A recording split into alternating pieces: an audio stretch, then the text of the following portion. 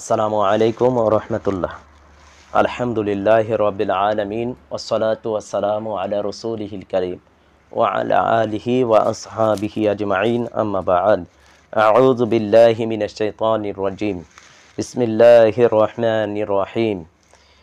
কাছে ও দূরে, দেশে ও প্রবাসে, যে যেখান থেকে আমাদের আজকের আলোচনা শুনছেন ও দেখছেন, অনুষ্ঠানের শুরুতে যশোরী ইসলামিক মিডিয়া বাংলা চ্যানেলের পক্ষ থেকে আমি মোহাম্মদ রিদওয়ানুল ইসলাম যশোরী আপনাদের সকলকে জানাচ্ছি আন্তরিক মোবারকবাদ। সম্মানিত দর্শক ও শ্রোতা, আমাদের আজকের আলোচনার বিষয়বস্তু হচ্ছে ইসকন নিষিদ্ধ করা হলেও কি তাদের থামানো যাবে? হাদিস কি বলে?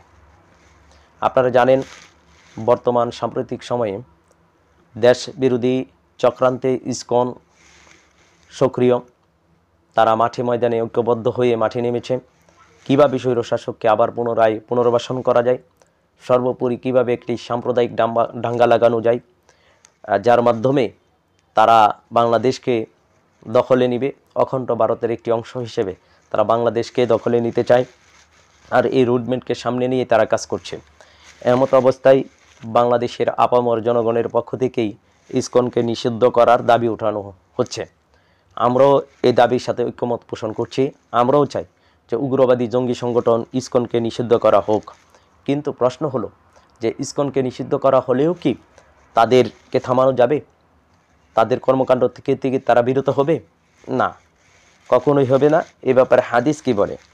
আপনার দেখেন, আমরা বরাবরই বলে আসতেছি যে ইসকন সেটি ভারতের অখণ্ড ভারতের যে রূপরেখা, অখণ্ড ভারত বাস্তবায়ন করার জন্য তাদের যে স্বপ্ন, সেই স্বপ্নকে তারা লালন করে।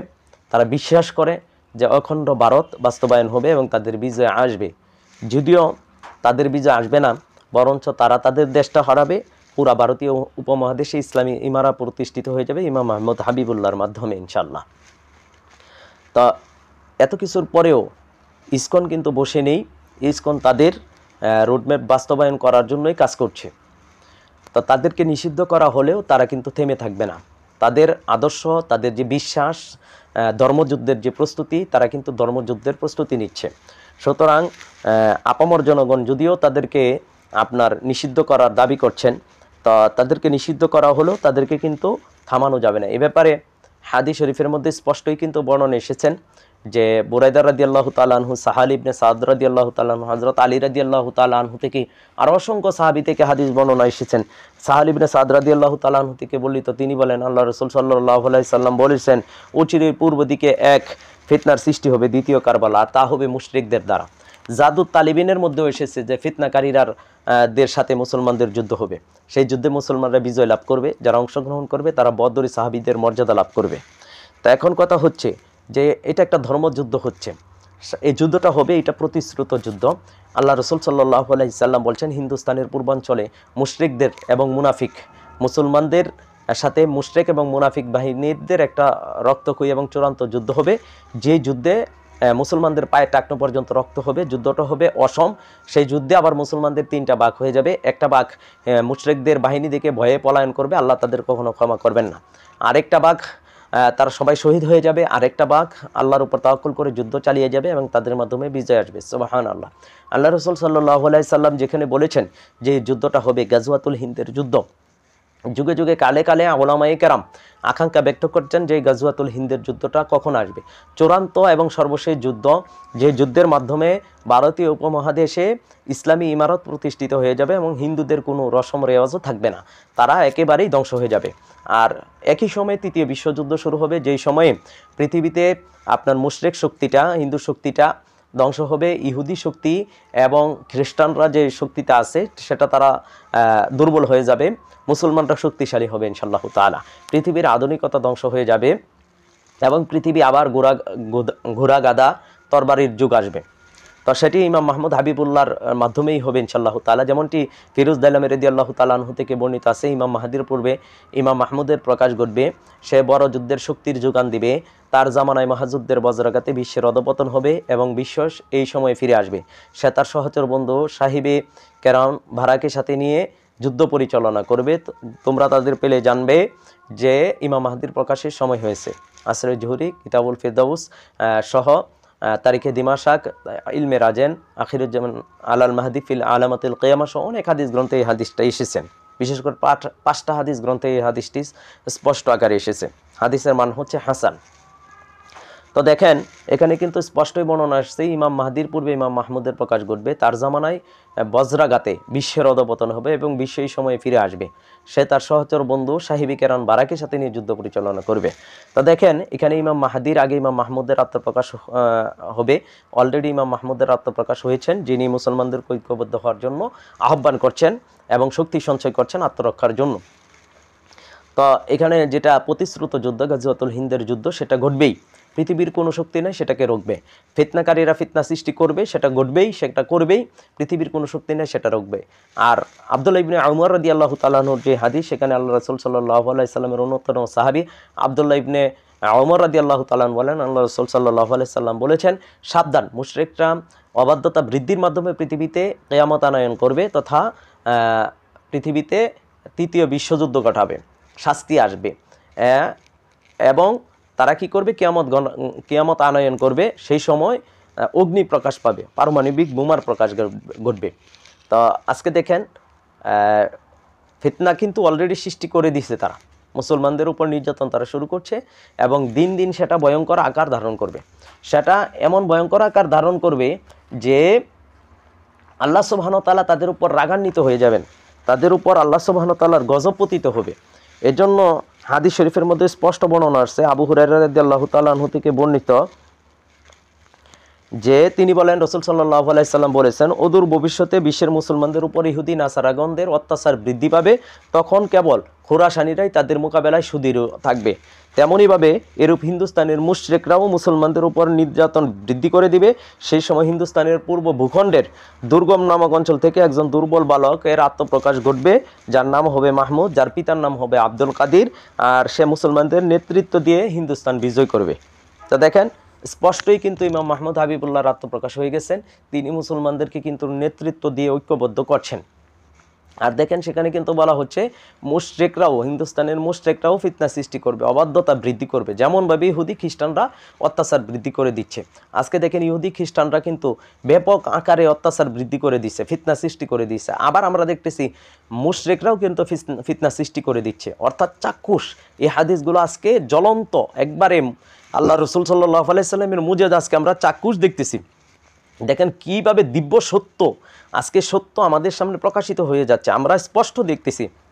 আল্লাহ রাসূল সাল্লাল্লাহু আলাইহি সাল্লাম 1400 বছর আগে যে কথা বলছেন, আজকে এই সময়ে এসে আমরা সেটার বাস্তবায়ন দেখতেছি। সুবহানাল্লাহ, সুবহানাল্লাহ। এখন কথা হচ্ছে ইসকনকে নিষিদ্ধ করলেই শুধু হবে না, আমাদেরকে আল্লাহ সুবহানাহু ওয়া তাআলা যা বলছেন, আল্লাহ রাসূল সাল্লাল্লাহু আলাইহি সাল্লাম যা বলছেন তা করতে হবে। আল্লাহ সুবহানাহু ওয়া তাআলা আমাদেরকে কি বলছেন, পবিত্র কোরআনুল কারীমের সূরা আনফালের 60 নম্বর আয়াতটা যদি আপনারা দেখেন, সেখানে আল্লাহ তাবারাক ওয়া তাআলা বলছেন, আউযু বিল্লাহি মিনাশ শাইতানির রাজীম ওয়া আ'ইদ্দু লাহুম মাস্তাতাতুম মিন কুওয়াতি ওয়া মির রিবাতিল খায়রি তুরহিবুনা বিহি আদুওয়াল্লাহি ওয়া আদুওয়াকুম। আল্লাহ সুবহানাহু ওয়া তাআলা বলছেন, তোমরা তোমাদের সাধ্য মোতাবেক শক্তি সঞ্চয় করো, আল্লাহ সুবহানাহু ওয়া তাআলা আর প্রস্তুত করো, তাদের সাথে যুদ্ধের জন্য যাই কিছু সংগ্রহ করতে পারো নিজের শক্তি সামর্থ্যের মধ্য থেকে এবং পালিত ঘোড়া থেকে, যেন প্রভাব পড়ে আল্লাহর শত্রুদের উপর এবং তোমাদের শত্রুদের উপর, আর তাদেরকে ছাড়া অন্যান্যদের উপর যাদেরকে তোমরা চিনো না বা জানো না, আল্লাহ সুবহানাহু ওয়া তাআলা তাদেরকে চিনেন, জানেন। এখানে কিন্তু আল্লাহ সুবহানাহু ওয়া তাআলা বলছেন যে ওয়া আখারিনা মিন দুনিহিম, তারা ছাড়াও অন্য যে শত্রু আছে। এরপর বলছে লা তা'লামুনাহুম, তাদেরকে তোমরা জানো না, আল্লাহু ইয়া'লামুহুম, আল্লাহ তাদেরকে জানেন। সুবহানাল্লাহ। এখানে আল্লাহ সুবহানাহু ওয়া তাআলা আমাদেরকে শক্তি সঞ্চয় করতে বলছেন, আমাদেরকে কুওয়া, শক্তি সঞ্চয় করছে, শক্তি সঞ্চয় করার জন্য বলছেন। তাহলে এই কুওয়া বা এই শক্তির ব্যাখ্যাটা আল্লাহ রাসূল সাল্লাল্লাহু আলাইহি সাল্লাম বলছেন, আলা ইন্নাল কুওয়াতার রাবিয়্যু, আলা ইন্নাল কুওয়াতা রামিয়্যু, আলা ইন্নাল কুওয়াতার রামিয়্যু। আল্লাহ রাসূল সাল্লাল্লাহু আলাইহি সাল্লাম বুখারী শরীফের হাদিসে আসছে, কুওয়া দ্বারা আল্লাহ রাসূল সাল্লাল্লাহু আলাইহি সাল্লাম নিক্ষেপকে বুঝাইছেন, বলছেন নিক্ষেপী শক্তি, নিক্ষেপী শক্তি, নিক্ষেপী শক্তি। সুবহানাল্লাহ। আজকে দেখেন আমরা জানি পৃথিবীতে শক্তির একটি মাধ্যম হচ্ছে মিসাইল, যেটি নিক্ষেপ করা হয়, পারমাণবিক বোমা যা নিক্ষেপ করা হয়। সমস্ত শক্তি, পারমাণবিক শক্তি হচ্ছে পৃথিবীতে আজকে, যেটি আল্লাহ আমাদেরকে হুকুম দিছিলেন এই শক্তি সঞ্চয় করার জন্য। অথচ আজকে আমরা না, ইহুদি খ্রিস্টানরা এই শক্তি সঞ্চয় করেছে, যেটা আমাদের করার উচিত ছিল।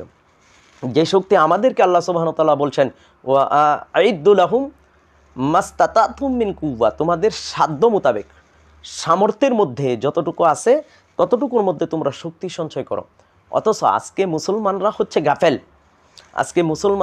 গাফেল, পৃথিবীতে দেখি সবচেয়ে গাফেল জাতি মুসলমানেরা। আমাদের টাকা দিয়ে, আমাদের তেল, আমাদের সম্পদ দিয়ে, আরবের সম্পদ দিয়ে আজকে তারা, ইহুদিরা শক্তি সঞ্চয় করছে, তারা পারমাণবিক বোমা বানাচ্ছে, অথচ আমরা বুগে বিলাসে এই সম্পদ ব্যয় করতেছি, দুনিয়ার চাকচিক্যের পিছনে আমরা সেই শক্তি ব্যয় করতেছি। অথচ আল্লাহ সুবহানাহু ওয়া তাআলা আমাদেরকে বলেছিলেন যাতে করে আমরা এই শক্তি সঞ্চয় করতে পারি, যাতে করে তুরহিবুনা বিহি আদুওয়াল্লাহ, আল্লাহর শক্তিদেরকে আমরা কি করতে পারবো, ভয় দেখাইতে পারবো। এবং তোমাদের শক্তি যারা আছে, তোমাদের শত্রু যারা আছে, আল্লাহর শত্রু এবং তোমাদের শত্রু এবং এছাড়াও অন্যান্য শত্রুদেরকে চাপের মধ্যে রাখার জন্য, ভয় দেখানোর জন্য আল্লাহ সুবহানাহু ওয়া তাআলা কিন্তু এই শক্তি সঞ্চয় করার জন্য বলছেন। অথচ আজকে মুসলিম উম্মাহ এই আয়াত থেকে দূরে রয়েছি। আমরা যদি এই আয়াতের উপর আমল করতে পারি, আমরা যদি আমাদের সাধ্য মোতাবেক শক্তি সঞ্চয় করতে পারি, তাহলেই কেবল আমরা শত্রুর মোকাবেলা করতে পারবো। এজন্য যারা বলতেছেন যে ইসকনকে নিষিদ্ধ করেন, ইসকনকে নিষিদ্ধ করলে কি ইসকনের শক্তি কেমনি দুর্বল করতে পারবেন? ইসকন তো সশস্ত্র গোষ্ঠী, তাদের হাতে ভারী অস্ত্র আছে, তাদের পিছনে ভারত আছে, তাদের শক্তি আছে, তাদের পারমাণবিক বোমা আছে। আমাদের দাবি হচ্ছে যে এই দেশের ইসকন নিষিদ্ধ হোক, পাশাপাশি এদেশের মুসলমানদেরকে সামরিক ট্রেনিং দেওয়ার দরকার। বাহিনীর অধীনে, 3 বাহিনীর অধীনে ট্রেনিং দিক। বর্তমান সরকার কিছুটা উপলব্ধি করতে পারতেছে। এজন্য দেখলাম বিটিভিতে তারা আমার দেখা মোতাবেক 2টা দেশপ্রেমিক গান তারা আপলোড করেছেন বিটিভি থেকে, যেখানে দেশের সার্বভৌমত্ব স্বাধীনতার জন্য আপনার সেনাবাহিনী সহ অন্যান্য বাহিনীদেরকে প্রস্তুতির একটা ইঙ্গিত দেওয়া হচ্ছে। তাহলে এটা কিন্তু এমনিতেই করে নাই, সরকার বুঝতে পারতেছে, উপদেষ্টারা বুঝতে পারতেছে, ছাত্র জনতা বুঝতে পারতেছে যে একটা যুদ্ধ অনিবার্য, যে কোনো মুহূর্তে এই যুদ্ধটা লেগে যেতে পারে। তো এই জন্য আমাদেরকে শক্তি সঞ্চয় করতে হবে, রাষ্ট্রীয় পৃষ্ঠপোষকতায় শক্তি সঞ্চয় করা। তাছাড়া সবচেয়ে উত্তম হচ্ছে ইমাম মাহমুদ হাবিবুল্লাহকে আল্লাহ পাঠিয়েছেন, তার মাধ্যমে শক্তি সঞ্চয় করা। বিজয় তো যেহেতু তার মাধ্যমে আসবে, এই যুদ্ধের নেতৃত্ব যেহেতু উনি দিবেন, দুনিয়ার কোনো সাধারণ লিডার দ্বারা এই বিজয় মুসলমানদের আসবে না। যেহেতু এটা ইসলামিক যুদ্ধ, প্রত্যেকটা যুদ্ধের জন্য আমির লাগে, সেনাপতি লাগে। তা আল্লাহ প্রদত্ত আমির ছাড়া এই যুদ্ধের বিজয় কশমিলকালে কল্পনাও করা যায় না। যেহেতু এটা প্রতিশ্রুত যুদ্ধ, এই যুদ্ধে ওমর রাদিয়াল্লাহু তাআলা আনহু বংশের এক দুর্বল বালককে আল্লাহ সুবহানাহু ওয়া তাআলা এই যুদ্ধের দায়িত্ব দিয়েছেন এবং তার মাধ্যমে বিজয় হবে, সেটাও বর্ণনা এসেছেন। সুতরাং আমরা বলবো যে শক্তি সঞ্চয় করেন, কারণ ইসকনের পিছনে শক্তি আছে, তাদের বহির্বিশ্ব থেকে ফান্ড হয়, যেটি তাদের বক্তব্য। তারা বলতেছে তাদের ফান্ডিং আছে এবং তাদের দেশীয় শক্তি যেমন আছে, আন্তর্জাতিক শক্তিও তাদের আছে, দেশের তাদের এজেন্ট আছে। আজকে দেখবেন সোশ্যাল মিডিয়া থেকে শুরু করে প্রত্যেকটা সেক্টরে, সুশীল সমাজে তাদের রয়্যাল এজেন্ট আছে, টাকা দিয়ে তারা কিনে নিছে। দেখবেন সাংস্কৃতিক জগতে অভিনেতা যারা আছে, যাদেরকে আমরা নায়ক নায়িকা বলি, নাউজুবিল্লাহ, এরা রয়ের দালাল আছে। এরপরে সামরিক বাহিনীতে রয়ের দালাল আছে। আপনার প্রত্যেকটা জায়গায় তাদের দালালের আছে, প্রত্যেকটা জায়গায় তাদের লোক ফিটিং করা আছে। সুতরাং তাদের বাহির থেকে সাপোর্ট আছে, ভিতরেও তাদের সাপোর্ট আছে। আবার এই দেশে তো তারা টাকা বিলাই করতেছে। সুতরাং টাকা দিয়ে মানুষের ইমান আমলকেও কিনে নেওয়া যায়, নাউজুবিল্লাহ, আস্তাগফিরুল্লাহ। কিন্তু প্রকৃত ইমানদারদের কাছ থেকে নেওয়া যায় না। যারা দুর্বল ইমানের অধিকারী, যারা স্বার্থলোভী, ক্ষমতালোভী, তাদেরকে টাকা দিয়ে কিন্তু কিনা যায়, আর তারা সেই কাজটাই কিন্তু করতেছেন। তাদের পিছনে সবচেয়ে বড় শক্তি হলো কসাই মুদি। এই মুদিকে তারা মনে করতেছে যে এই মুদি অখণ্ড ভারত বাস্তবায়ন করবে, আর অখণ্ড ভারত বাস্তবায়ন করার জন্যই তারা কাজ করতেছে। সর্বশেষে আমরা বলবো যে ইসকনকে শুধু নিষিদ্ধ করলেই হবে না, নিষিদ্ধ করলেও তারা থামবে না, তাদেরকে দামানো যাবে না, তাদের কার্যক্রম বন্ধ হয়ে যাবে না। তারা শক্তি সঞ্চয় করে রাখছে এবং তারা ঠিকই যুদ্ধ করবে, তারা যুদ্ধেরই প্রস্তুতি নিছে। এখন তারা প্রকাশ্য বলতেছে না, আমরা তো বিভিন্নভাবে তাদের কমেন্টগুলো ফলো করি, দেখি তারা ধর্মযুদ্ধের প্রস্তুতি নিচ্ছে। আর নরেন্দ্র মোদী মেবি সম্ভবত 2022 সালে যে অগ্নিগর্ভ যে আন্দোলনটা ভারতে হয়েছিল, সেখানে কিন্তু 17 থেকে 22 বছরের যুবক যুবতীকে রাষ্ট্রীয় পৃষ্ঠপোষকতায় ট্রেনিং দেওয়ানো হচ্ছিল। তখন নরেন্দ্র মোদী বলেছিল, আজকে যেটি দেখতে অন্যায্য কদাচার মনে হচ্ছে, এটি একসময় দেশ গঠনের সহায়ক হবে। এর মানে উনি বোঝাতে চাচ্ছেন যে যুবক যুবতীকে ট্রেনিং দেওয়া এটা একসময় দেশ গঠনের সহায়ক হবে। অর্থাৎ সামনে তারা যে ধর্মযুদ্ধের প্রস্তুতি, সেই ধর্মযুদ্ধের প্রস্তুতি নেওয়ার জন্যই তারা 17 থেকে 21-22 বছরের যুবক যুবতীকে তারা ট্রেনিং দেওয়াইছিল। তো আমাদের কথা হচ্ছে, রাষ্ট্রের পৃষ্ঠপোষকতায় আমাদের বাহিনীর অধীনে এদেশের ছাত্র সমাজকে, যুব সমাজকে ট্রেনিংয়ের বন্দোবস্ত করানো হোক। দেশের সার্বভৌমত্ব স্বাধীনতা রক্ষা করার জন্য হলেও এটার প্রয়োজন। আর আমরা দেশের সার্বভৌমত্ব স্বাধীনতা, মুসলমানদের জানমাল ইজ্জত রক্ষার জন্যই কাজ করছি। আর ইসলাম প্রতিষ্ঠিত হলে, ইসলামী ইমারত প্রতিষ্ঠিত হলে সেখানে অন্যান্য ধর্মাবলম্বী যারা আছে তারাও তাদের জানমালের নিরাপত্তা পাবে এবং তাদের ধর্মকর্ম করতে পারবে। তো পরিশেষে বলবো যে ইসকনকে শুধু নিষিদ্ধ করলেই হবে না, পাশাপাশি শক্তি সঞ্চয় করতে হবে। এদেশের যুব সমাজদেরকে ট্রেনিং দিতে হবে। তো এই চরম সত্যটা যত তাড়াতাড়ি আমরা উপলব্ধি করতে পারবো এবং যত তাড়াতাড়ি বাস্তবায়ন করতে পারবো, ততই আমাদের জন্য মঙ্গল হবে, ততই আমাদের জন্য উপকারী হবে। আর এই সত্যটা, এই চরম সত্যটা বুঝতে যদি আমরা ব্যর্থ হই, তাহলে এ দেশের মানুষের অনেক বড় মাসুল দিতে হবে। যেমনটি আপনারা শেষ কথা বলবো, যখন বিজয় উদযাপন করতেছিল এদেশের মানুষ, তখনই ইমাম মাহমুদ হাবিবুল্লাহ এবং আমরা আমাদের পক্ষ থেকে বলেছিলাম যে আনন্দিত হওয়ার কিছুই নাই। অর্থাৎ 5ই আগস্ট যখন ছাত্ররা স্বৈরশাসকের পতনের পরে বিজয় করতেছিল, তখনই কিন্তু আমরা বলেছিলাম, ইমাম হাবিবুল্লাহ বলেছিল যে ও আনন্দ উল্লাস করার কিছুই নাই, সামনে আরও ভয়ঙ্কর অবস্থা সৃষ্টি হবে। আজকে দেখেন ঠিকই কিন্তু ভয়ঙ্কর অবস্থা সৃষ্টি হয়ে যাচ্ছে। এজন্য বলবো, আজকের এই চরম সত্যটা যদি উপলব্ধি না করি, ইসকনকে শুধু নিষিদ্ধই না, শক্তি সঞ্চয় করতে হবে। যদি এটা আমরা করতে পারি তাহলে এই দেশের কিছু ক্ষতি কম হবে। আর যদি এটা করতে ব্যর্থ হই, এটা করতে লেট করি, তাহলে আমাদের অনেক বড় মাসুল দিতে হবে, যেটা আল্লাহ রসুল সাল্লাল্লাহু আলাইহি সাল্লাম বলছেন পায়ে টাকনো পর্যন্ত রাখতে হবে। পরিশেষে উদাত্ত আহ্বান থাকবে যুব সমাজদের প্রতি, ইমাম মাহমুদ হাবিবুল্লাহ ঐক্যের প্ল্যাটফর্মে রাখছেন, আসুন তার কাফেলায় ঐক্যবদ্ধ হন, শক্তি সঞ্চয় করেন, আল্লাহ সুবহানাহু ওয়া তাআলা বিজয় দান করবেন ইনশাআল্লাহ। তা আল্লাহ সুবহানাহু ওয়া তাআলা আমাদেরকে ইমাম মাহমুদ হাবিবুল্লাহর কাফেলায় ঐক্যবদ্ধ হওয়ার তৌফিক দান করুন। আমিন ইয়া রাব্বাল আলামিন। আসসালামু আলাইকুম।